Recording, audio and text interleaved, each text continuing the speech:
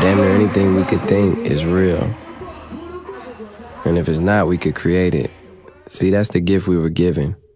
To evolve, advance, create. I create my own world.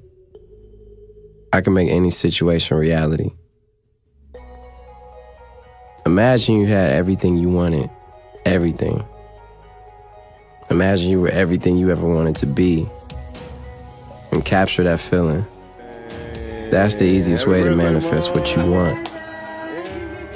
That's all God wants, to make us happy. It's the law of attraction I'm always talking about. Shit, look it up. Feels like so many lighters. I read a couple books on it, but it changed my life.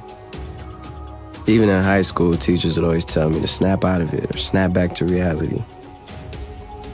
But I was in reality. It was real as it could be. It just wasn't there yet. It just wasn't that day. I got the car I was always dreaming about. I bought my mom the crib I always wanted to buy her. I do what I want, get money, whatever. I perform with my heroes, live a crazy-ass life. I'm still learning, though. I be stressed out. Things don't always go the way I intend them to, not even half the time. But that's just the mystery of life. You gotta trust in the end result. Trust that it'll always be the best for you at that time. If you want a pair of shoes and they're at the store, they're really at the store. You just don't have it yet. It ain't like that shit don't exist. It's just really at the store. That's how I looked at my whole life. If I want it, if I believe I can have it, then that's my reality. I'll attract it. It'll attract to me. We can make any situation we think about real. Fuck letting life pass you by. Enjoy the journey. Enjoy the journey of making all your dreams and goals reality. Because the journey makes you who you are. I create my own world. I can make any situation my reality.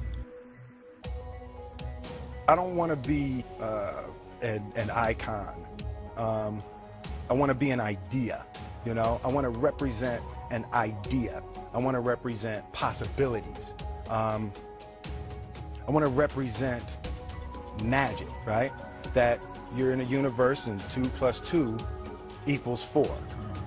2 + 2 only equals 4 if you accept that 2 + 2 = 4. 2 + 2 is going to be what I want it to be. You know, and there's a redemptive power that making a choice has, you know, rather than feeling like you're at effect to all the things that are happening. Make a choice. Like, you just decide what it's going to be, who you're going to be, how you're going to do it. Just decide. And then from that point, the universe is going to get out your way. It's like, it's water. It wants to move and go around stuff, you know. So for me, I want to represent possibilities. I want to represent the idea that you really can make what you want. One of my favorite books is The Alchemist, Paulo Coelho, and I just believe that. I believe that I can create whatever I want to create. If I can put my head on it right, study it, learn the patterns, and, you know, it's hard to put into words, some real metaphysical, esoteric nonsense, but I feel very strongly that we are who we choose to be. And when we talk about the law of attraction, there are virtually some born-again Christians who say that's of the devil, and you can't believe in that. So let me put this in perspective. For those of you who are Christians, for those of you who have different religious beliefs, and wonder if the law of attraction is a conflict. First, it is not a conflict. It is science. It doesn't conflict with any spiritual or religious belief at all. It complements it. If you are a Christian, and I'll speak specifically to the Christians because all the letters have come in from Christians. So if you are a Christian and you have concerns about the law of attraction, let me ask you a couple questions. As a Christian, do you believe in the law of gravity? Now think about it. It's the law of gravity. Do you have any problem with the law of gravity? No. Well, do you know at some points, some of these laws were said to be of the devil? Here's one of them. As a Christian, do you have any problem with the law of lift? You know, the law that makes an airplane fly? Think about it. When the law of lift started to be discussed, Christians said that is of the devil, because if God wanted man to fly, he would have given man wings. Think about it. Obviously, the law of lift is not a spiritual law. It is a law based on physics. Radio waves. When this first came out, the ability to transmit invisible frequencies through the ether so that voices could magically appear in boxes, that was thought to be of the devil. And anybody who wanted to play around with this should be burned at the stake for being a religious heretic, because this was not scriptural, not biblical, not godly, to start messing around with things that are not natural. Well, certainly radio waves are natural. Microwaves are natural. There's nothing mystical or magical or spiritual. These are physical laws. The law of attraction is nothing more than a law of physics. It's not mystical, it's not magical, it's not spiritual. It has nothing to do with God. And the fact that the law of lift works, the fact that the law of gravity works, the fact that radio waves work, the fact that electricity works, and the fact that the law of attraction is true and works, does not discount God at all. It's just a physical law. And if you are a religious believer, this is what is in our physical universe. It's how the physical universe operates. And if you want to believe that God created this, this is what his creation is. He created the law of attraction for us to use and how the physical world operates. There's nothing mystical or magical. It is a physical, biological, structural law of matter. This is when I got The Secret thing, but I didn't know it was called The Secret. I read the book The Color Purple, and then went out and got books for everybody else I knew. And I was obsessed about this story. Obsessed about it. I ate, slept, thought all the time about The Color Purple. I moved to Chicago. I get a call from a casting agent asking would I like to come and audition for a movie. I've never gotten a call in my life from anybody for a movie or anything like that. And I say, is it The Color Purple? And he says, no, it's a movie called Moonsong. And I go, well, I've been praying for The Color Purple. And I go to the audition, and of course it was The Color Purple. I audition. I don't hear anything for months. And I go to this fat farm, and I think it's because I'm fat, because I was about 212 pounds at the time. And I think I didn't get the call back because I'm so fat. And I'm at this fat farm, and I'm praying and crying, saying to God, help me let this go. Because I wanted to be in this movie so much. I wanted it, I wanted it, I wanted it. I thought I was going to be in the movie. There's all these signs that I should be in the movie. And I go to this fat farm, and I'm praying and crying. And as I'm on the track singing the song, I surrender I surrender all to thee, my blessed Savior. I surrender all. I'm singing that song, praying and crying. A woman comes out to me, and she says, on the track, it's raining, and she says, there's a phone call for you. And the phone call was Steven Spielberg saying, I want to see you in my office in California tomorrow. Now, what I learned from that moment absolutely changed my life forever, because I had drawn The Color Purple into my life. I didn't know Steven Spielberg. I didn't know Quincy Jones, who saw me in Chicago.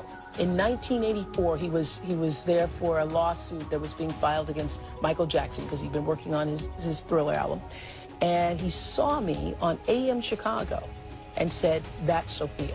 Now, I didn't know him. I didn't know anybody that had anything to do with that. But I knew that I had drawn that into my life, and it changed the way I thought about my life forever. You really can change your own reality.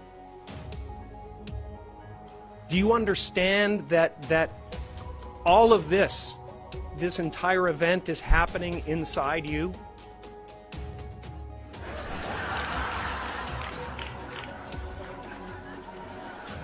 Well, just try to feel it for a second, because it's a trip, man.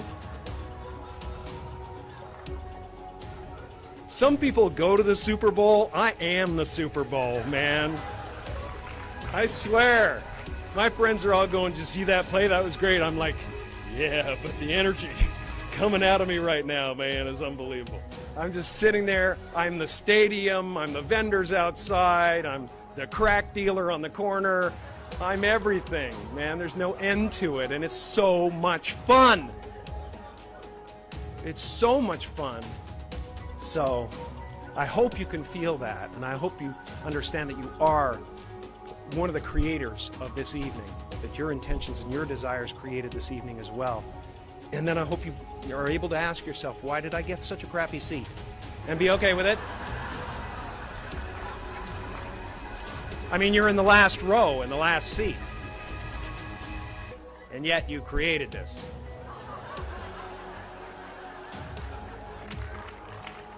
And that's gotta be a really selfless thing to do.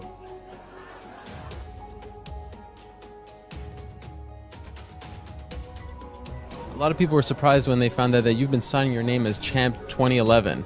How did that come about? You know, I believe in the law of attraction, and I believe that that you can speak things into existence. And I believe that when you know where you're going and you know what you want, the universe has a way of stepping aside for you. And me signing my signature with Champion 2011 on it, it can't hurt me. It can't hurt me. It could only help me to believe it even more, you know. So yeah, I mean, it works for me. You've been saying something that I find to be very interesting, that the butterflies in your stomach are in formation. Right. I've never heard that before. I think it makes a lot of sense. What do you mean by that? Elaborate. What I mean by it? Okay, so the butterflies in formation, basically it means when you have butterflies and you're feeling anxious and you have anxiety or nervous, that's when you're most powerful, I believe. And either you can, yeah, you're most powerful. So a lot of people, instead of homing this power and using it, they allow it to just consume them. You know, there's another quote that says, a big challenge or big pressure is like a fire. It's like a raging fire. Either you can allow this fire to consume you and just take you over completely, or you can gain control of this fire and harness it, and you blow it right at your opponent like it's Dragon Ball Z style. All right, so that's what I'm trying to do. I try to get my emotions under control and use this adrenaline to my advantage. Jones to the body.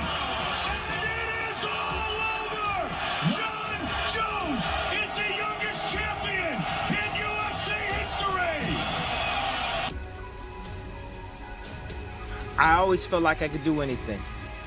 That's the main thing people are controlled by. Thoughts, their perception of themselves. They're slowed down by their perception of themselves. If you're taught you can't do anything, you won't do anything. I was taught I could do everything. My mother made me believe in myself. No matter how many people tell me, stop believing in yourself. Stop saying what you can do. Stop affirming what you're gonna do and then completing that in real life. That's the improper way to do it. I refuse to follow those rules that society has set up in the way that they control people with low self-esteem.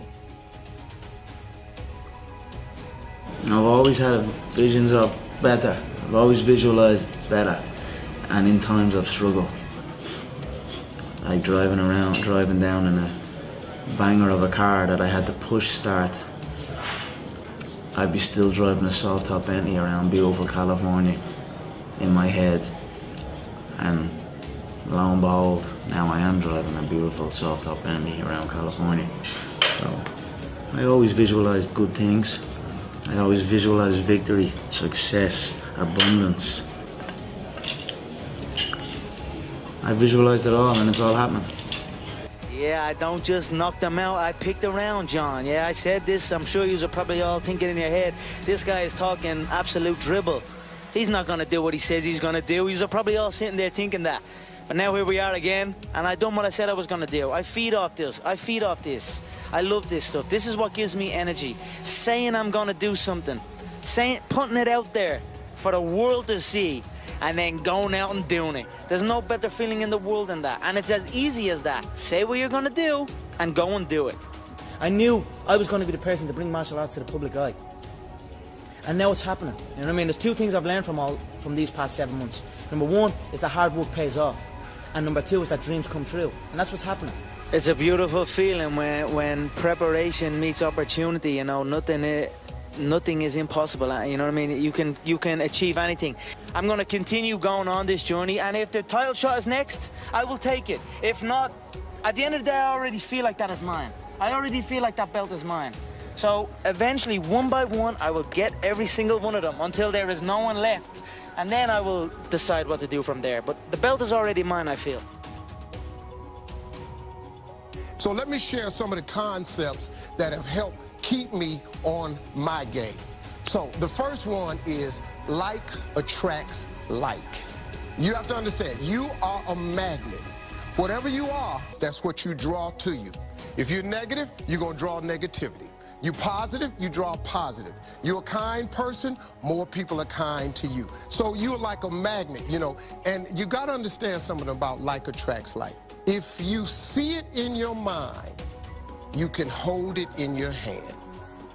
This is so true. You've got to grab this. You gotta create dream boards. You gotta put the new car up on your mirror. Put the weight you wanna be on the refrigerator. If you can see it in your mind, you can hold it in your hand. That's the law of attraction. That's what you bring to you. Okay, moving on. The next principle. Ask, believe, receive. So many people overlook this very simple quality. You don't have to figure it out. That's what freezes people. When you're trying to figure out your life all the way to the end, when you can't figure it out, it freezes you from trying it because you go, oh, well, I can't figure that out. Oh, I can't go over there because I don't know how. You don't have to know how. You have to ask, believe, and receive. That's as simple as it gets, folks. It's very, very true. I really want you to understand that. Now, science says, show me and I'll believe. Faith says, believe and I'll show you. There is a difference. Next, very important, gratitude is a powerful process. The only way to move to the next level is you must show gratitude for where you are. If you show gratitude, it gets you to where you want to be quicker. Very true. This is the last one. Laughter attracts joy, and it releases negativity, and it leads to some miraculous cures.